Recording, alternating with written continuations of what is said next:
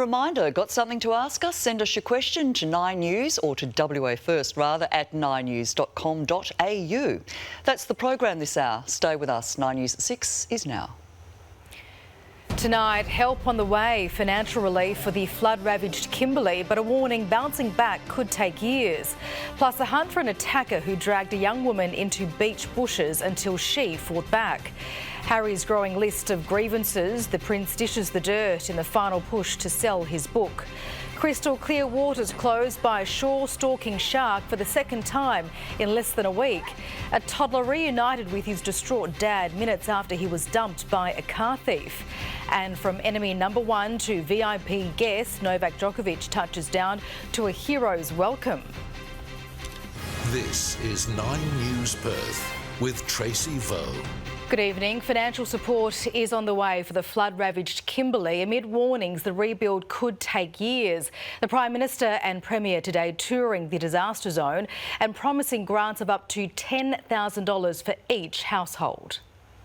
A walk across the Brook Channel Bridge and the destruction is clear. The Prime Minister and Premier touring the hardest hit town, Fitzroy Crossing, after the state's worst flooding disaster, seeing firsthand the long and rugged road to recovery. We've seen people and spoken to people who've lost their homes, who've lost their livelihoods, who are doing it really tough. The epicentre of the emergency laid bare for the nation to see. Fitzroy's evacuation centre almost empty as the rescue count rises. Anthony Albanese meeting the locals searching for hope in a time of crisis. More than 100 homes have been damaged. Residents now asking when they can return and begin the clean-up. The community members raised the full range of concerns, as you'd expect. For some who are from remote communities around Fitzroy Crossing, it was about how they get back into their home. From today, emergency disaster recovery assistance has been made available.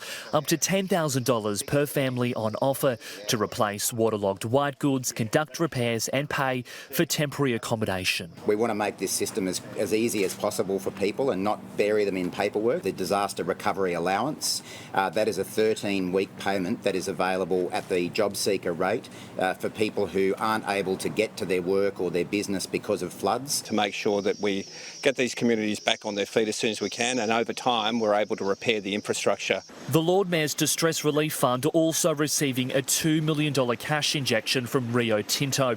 Floodwaters have been moving rapidly. Fitzroy Crossing peaked on Wednesday afternoon. The waters then moved downstream along the Fitzroy River to Nookamba, then towards Luma, and on Sunday they raged towards Willair and Penderris Park.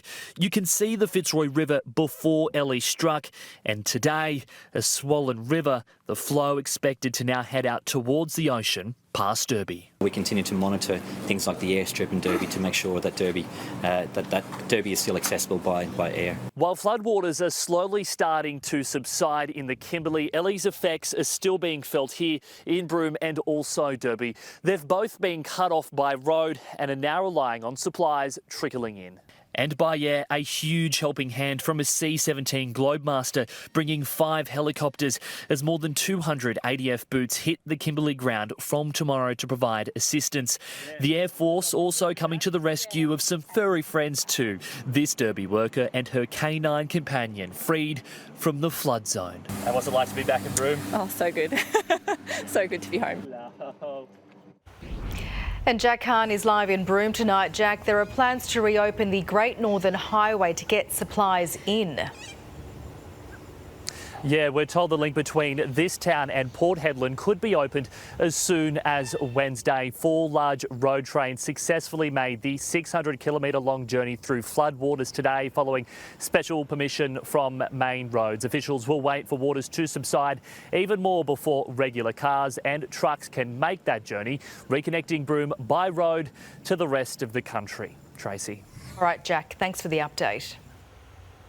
A young woman has been injured while bravely fighting off an attacker who tried to drag her into bushes in a northern suburbs beach ambush. Mia Edna-Warburton is live from Quinns Rocks. Mia, the predator is on the run. Tracy, police are urging the public to remain vigilant. It happened near Quinn's Dog Beach just before 5 o'clock yesterday afternoon. The 23-year-old woman had been walking alone along a beach track when a man who had been hiding in bushes grabbed her and tried to pull her through a fence. Now, he failed and they both managed to flee, the woman escaping with minor bruising.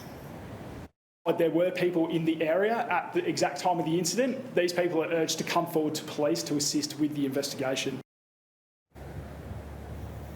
The man they're looking for is described as being around 30 years old with fair skin, a medium build and no facial hair.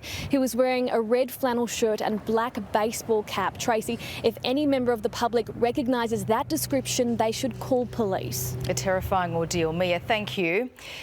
He branded his stepmother dangerous, accused his brother of leaking stories to the press and claimed his family didn't want him on a flight with them to see the dying Queen. These are just some of the bombshells from Prince Harry during a television blitz across America and the UK in the latest bid to sell his story.